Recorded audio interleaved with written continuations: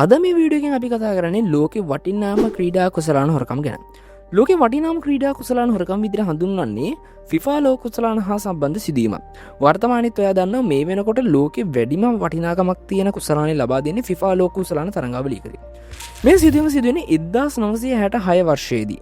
1966 වර්ෂයේදී ඉතාමත් දුර්ලභ විදිහට මුද්‍ර ප්‍රදර්ශනයකදී FIFA ලෝක කුසලානය සඳහා ලබා දෙන කුසලානය මහජන ප්‍රදර්ශනයක තබනවා. මෙන්න මේ අවස්ථාවේදී තමයි මේ හොරකම සිදුවෙන්නේ. මේකේ හොඳම කැලල තමයි මේ නැතිවෙච්ච කුසලානේ හොයාගන්නේ පොලිසියවත් මිනිස්සෙක්වත් නෙමෙයි බල්ලෙක්. ඉතින් රැඳිලා ඉන්න කියලා ආරාධනා කරනවා මේ වීඩියෝ එක ඉවර වෙනකන් මේ ඉතිහාස කතාව ගැන දැනගන්න. එහෙනම් අපි යමු අපේ වීඩියෝ එකට.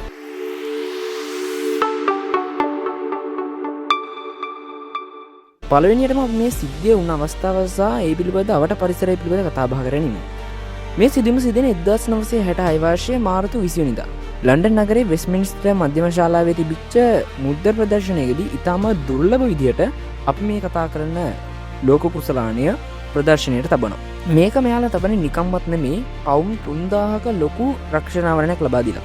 සාමාන්‍ය පවුම් 3000 කියලා කියන්නේ ලංකාවේ වර්තමාන අගයත් එක්ක සසදා බැලීමේදී කෝටි 2.5කට ආසන්න මුදලක්.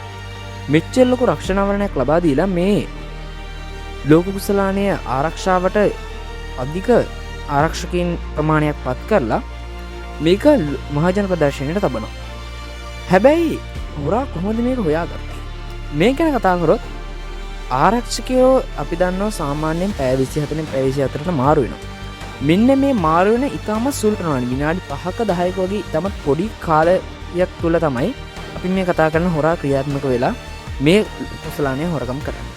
මේ සිදුවීම ඉගැන්නේ මේ කුසලානය හොරකම් කරපු බව දැනගත්තු වහාම ලන්ඩන් නගරේ පොලිසිය ක්‍රියාත්මක වෙනවා. මේක මෙයාලා ගොඩක් ලොකුවට දැකපු හොරකමක්. මොකද ජාත්‍යන්තර වශයෙන් ලොකු ලැජ්ජාවක් අත් වෙන සිදුවීමක් තමයි මේක. නමුත් කොච්චර මෙයාලා මේක හෙව්වත් මේක මෙයාලට හොයාගන්න බැරි වෙනවා.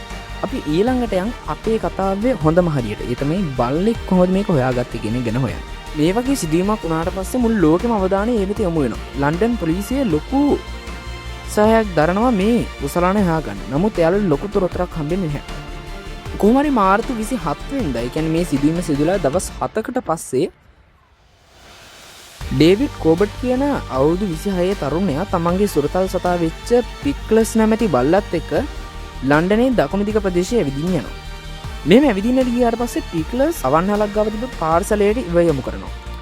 මේක දැකපු ඩේවිඩ් කෝබට් මේ මොන වගේ පාර්සලයක්ද කියලා බලන්න මේක පොඩ්ඩක් දිගහැරලා බලනවා.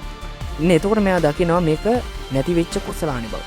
මෙයා ඉක්මනට ගිහිල්ලා මේක පොලිසියට ලබා දෙනවා. පොලිසියත් මුල්වරට ඩේවිඩ් කෝබට්ව සැක කරනවා මේ හොරකම සම්බන්ධයෙන්. නමුත් පසු කාලෙම මේක ඔප්පු වෙනවා එයා හොරකම් කරේ නැහැ කියලා. කොහොම හරි මේ විදිහට තමයි මේ ලෝක කුසලානේ නැවත හම්බෙන්නේ. මේ ලෝක කුසලානේ හම්බුණාට පස්සේ මොකක්ද උනේ?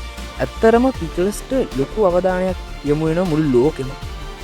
එයා එක රැයින් ලෝක ප්‍රකට තරුවක් බවට පත් වෙනවා.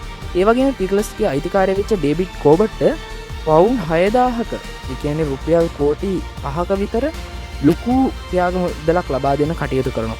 එයා මේකෙන් අලුත් නිවසක් හදා ගන්නවා. මේ විදිහට එයාලගේ ජීවිතේ ලොකු හැරවුම් ලක්ෂයක් බවට පත් වෙනවා ඒ සිදුවීම. ඊට පස්සේ මොකද්ද උනේ? මේ සිදුවීම නිසා ඔවුන්ට තවත් හම්බුණු දේවල් තමයි විවිධ චිත්‍රපටි වලට ආරාධනා ලැබෙන, ඒ වගේම රූපවාහිනී වැඩසටහන් වලට පික්ලස්ට අවුරුද්දක් පුරාවට නොමිලේ කෑම හම්බෙනවා.